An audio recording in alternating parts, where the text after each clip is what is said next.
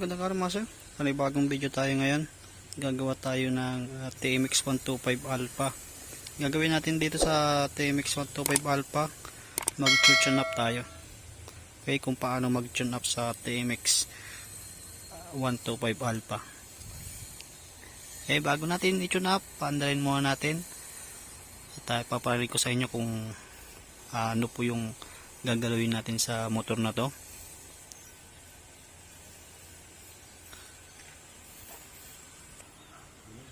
Okay. Unang-una, susi muna natin, saka natin padyakan. Kasi ang motor na to wala na siyang post start. Hindi na gumagana yung battery. Kaya kick start muna tayo.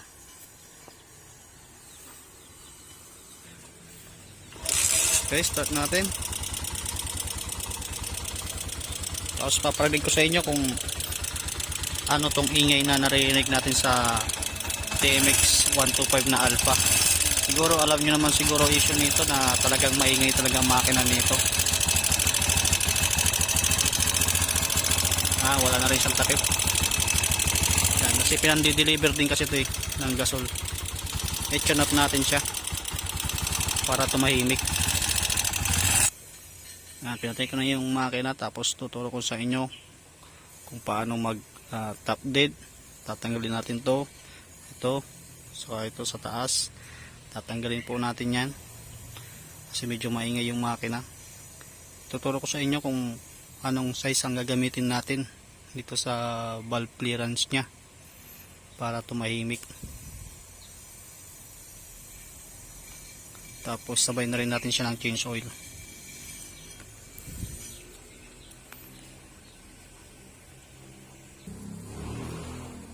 So, unang gagawin natin, change oil muna natin siya.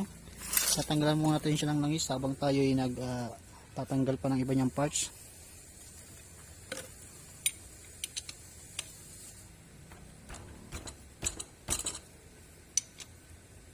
Mantigas.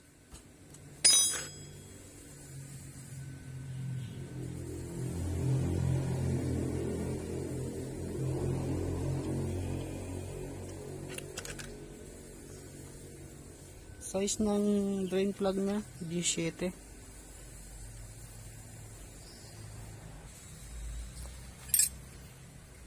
Sunod natin tanggalin yung ito saka ito. Diyan kasi tayo kukuha ng top dead.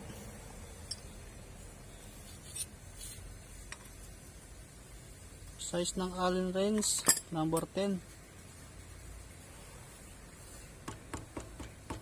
Pasok nyo itong mabuti. Kasi pagka hindi nyo pinasok mabuti yan, dudulas, malulustrate yun dito.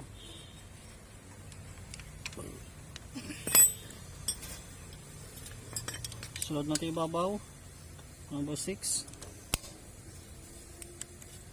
So dyan tayo kukuha ng timing. Dito tayo mag-iikot, dito tayo kukuha ng timing. Sunod natin tanggalin yung itong valve cover.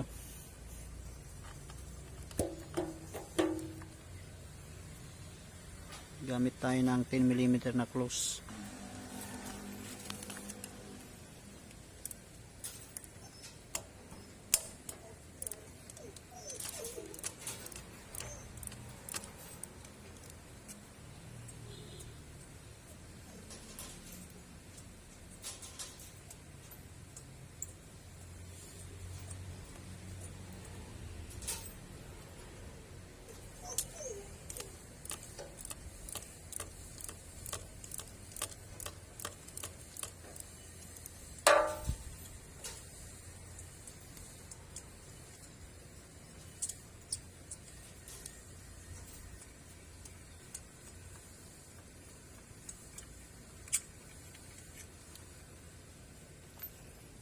Tapos lipat tayo sa kabila.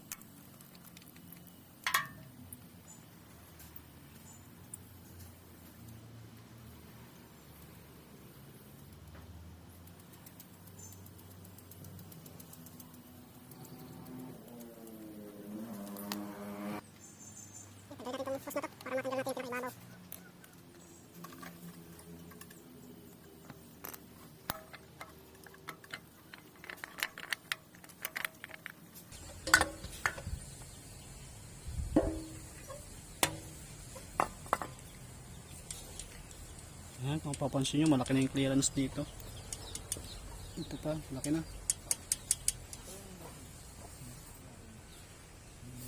Check natin to kung ano yung ingay nito, na bakit mabilis umingay yung ating TMX. Gagawin natin dito, magpapalit tayo ng push rod. Papalitan lang natin ito ng push rod para matagal umingay.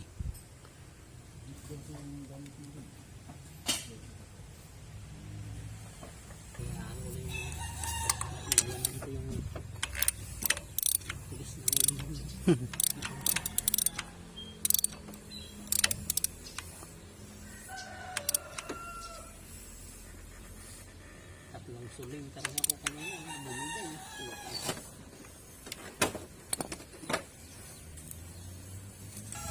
Yan, pinaikot natin dito, tapos dito tayo nag top dead. Yan, dapat makikita nyo yung guhit na yan. Yan, dapat nakalabas yan, nakalitaw sa butas. Okay, naka-top dead na yan. Tanggalin muna natin yung rocker arm assembly nya. Yan, tatanggalin natin yan. Yan, tatanggalin natin yan. Tapos mamaya ituturo ko sa inyo kung ano yung ipapalit natin na push rod. Tayo ng box wrench para matanggal natin yung tornilyo. Mamaya ituturo ko sa inyo kung ano yung ginamit kong push rod, yung pwedeng pamalit dyan. Gamit tayo ng 12. Basta pagka nagtatanggal tayo ng camshaft, dapat top dead nyo muna kasi mahirap mag timing.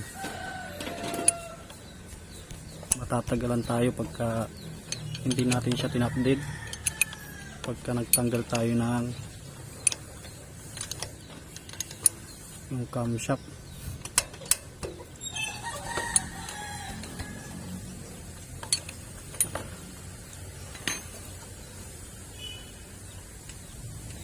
Tagayan natin tong tornilyong tatlo, saka maangat na natin to kasi i-tune up din natin to, tapos mga ilang araw iingay din kagad, kaya ipipix na lang natin to. Palitan natin ng push rod kasi maliit yung push rod nito. Basta pagka nagtatanggal po tayo, dapat tandaan nyo muna, tapos segregate nyo yung mga tornilyo, pag samasamahin nyo kung saan nyo binaklas para mas madali nyo siyang matumbok pagka nagbalik na tayo.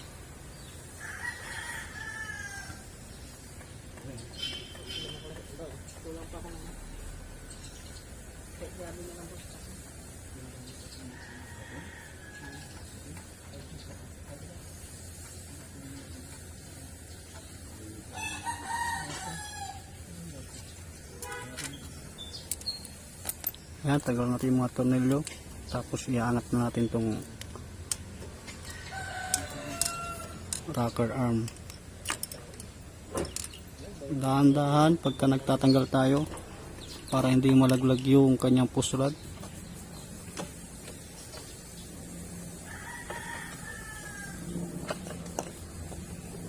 Tapos to yung push rod nya. Yan, manipis. TMX 125 na alpha, manipis lang yung kanyang push rod. Ito, manipis.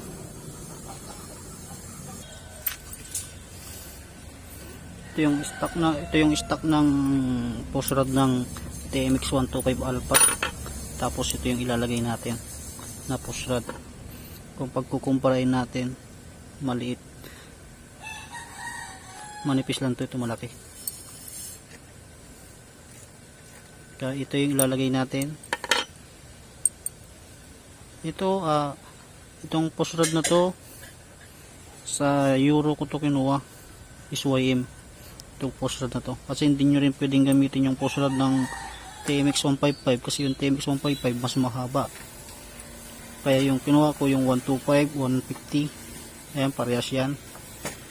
Kaya ito yung kinuha ko para mapalitan natin yung push rod na stock nung TMX natin. Ito mas maganda to kasi mas malaki. Ikapit na natin ito. Lagyan na natin tong push rod na malaki. Kaya pagka nagbalik kayo ng push rod, sakto nyo dun sa mismong cam follower nya.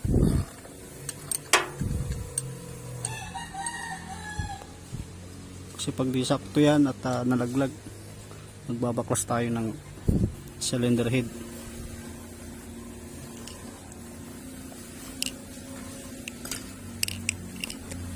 Tapos punasan natin dito dulo.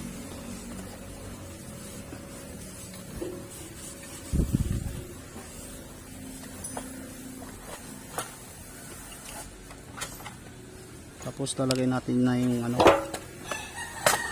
rocker arm nya.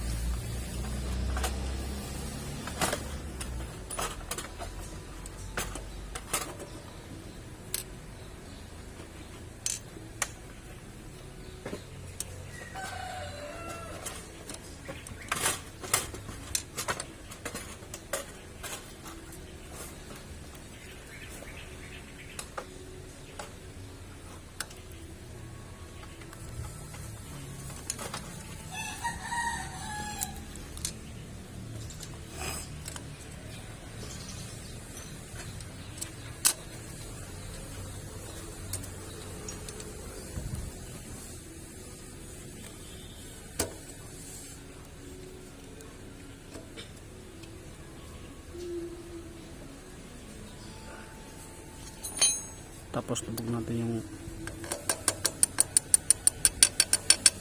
yan. Okay, nalagyan na natin yung rocker arm. Tapos balik na natin yung tornilyo.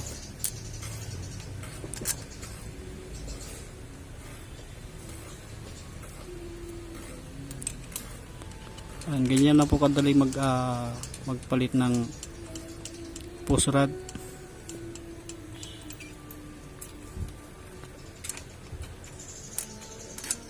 Yan. Tapos saka tayo mag-tune up.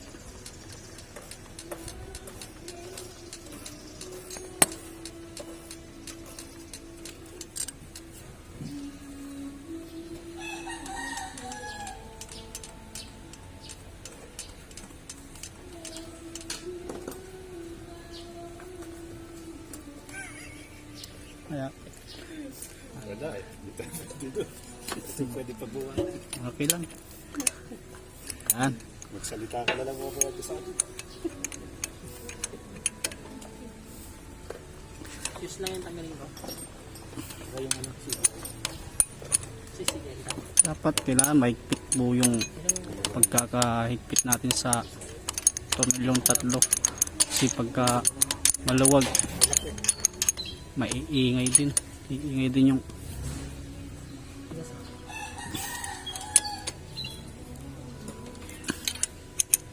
yan, dapat mahigpit, hindi pwedeng maluwag. Yan, pwede tayo mag tune up. Tune up na natin. Tuturo ko sa inyo kung ano yung size na gagamitin natin. Lipat tayo dun sa may kabila. Sukatan na natin yung balbula nya. Tuwagan na natin tong kanyang tornilyo. Gamit kayo ng 10 mm. Ang standard na sukat nito, tuturo ko sa inyo dito.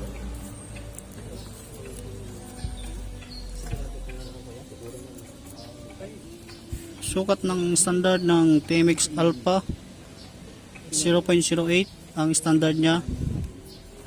Pero dahil TMX 1252 na talagang maingay na issue, ginagamit ko rito 6.06 parehas intake saka exhaust. Hindi po ito pigil. dapat yung saktong-sakto lang din po yung kanyang clearance.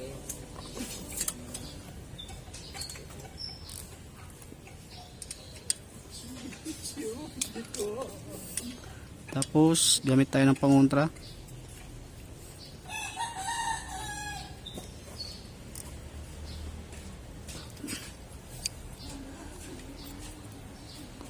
Yan, dapat sakto.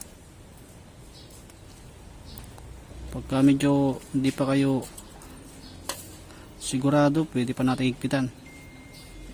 Pero dito hindi pa ako sigurado, kaya higpitan ko muna ng konti.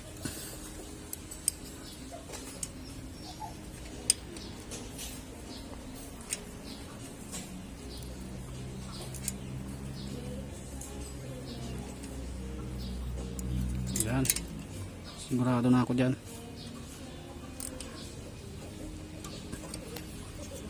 Yan, dapat smooth. Yan, hindi dapat natin walain yung clearance ng motor, kasi pag walang clearance yan, maingay. Paano masabi? Palyado. Dapat mayroon niyang clearance. Yan.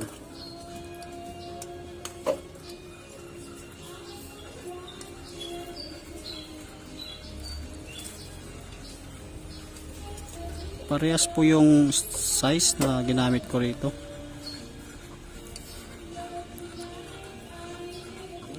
Yan, dapat sakto.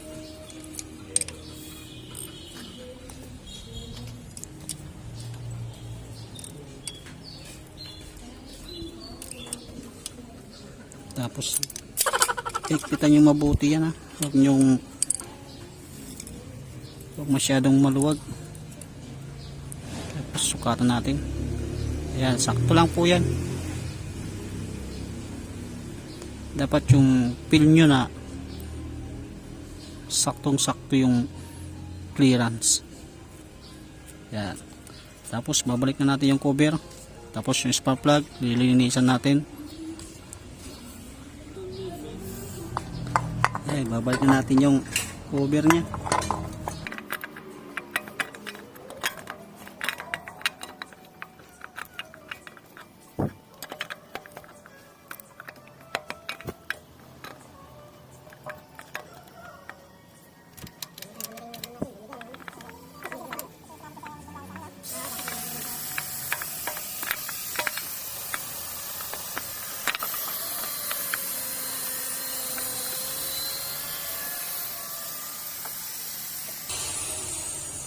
Tapos balikan natin yung mga tornilyo nya.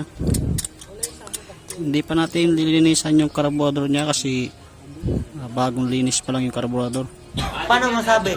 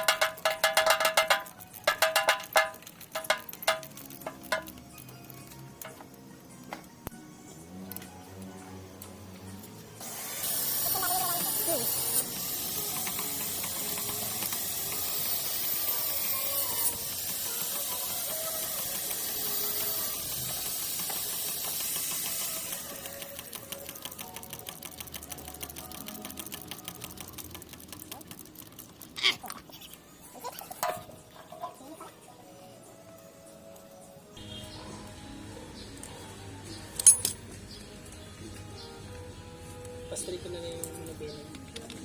Yan.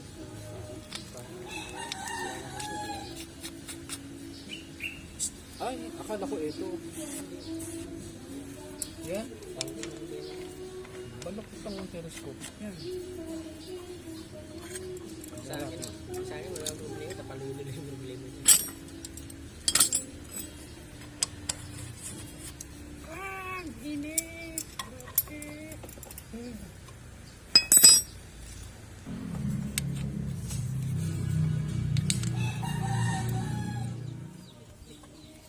Okay, lalagyan na natin yung drain plug.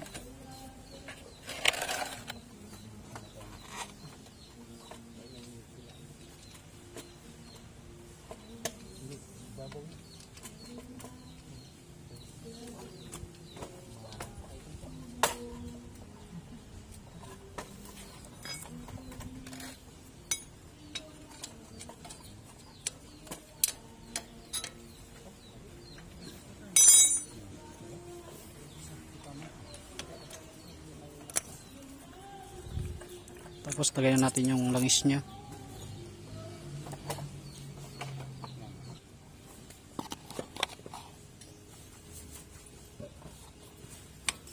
Yan, lagyan natin yung langis niya, tapos linisan natin yung spark plug.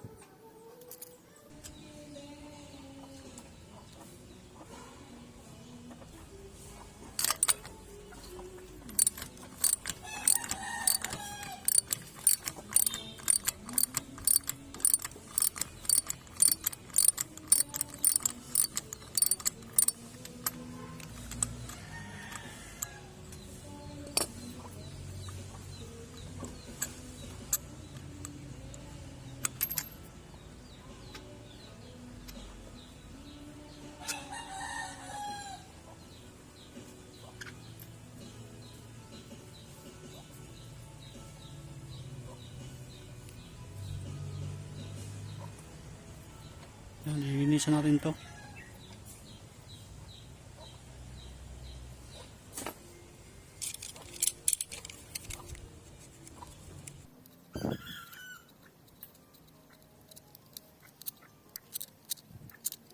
Tapos kasasin natin ng gas. Yan, linisan natin, babalik na natin to.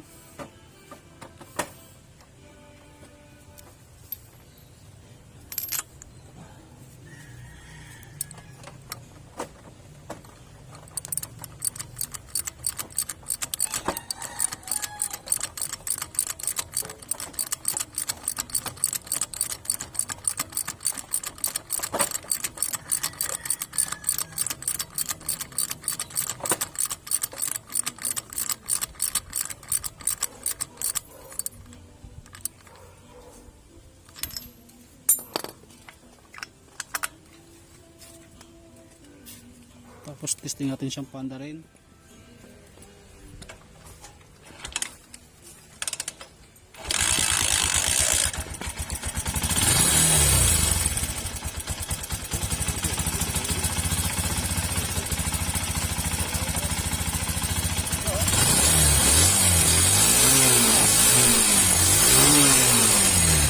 Okay, tapos na tayo sa pag-tune up nitong motor na to. Sana may natutunan tayo at sana huwag niyo kalimutang suportahan ang aming channel, GMK Garage. Hanggang dito na lang ating video. Salamat, ingat.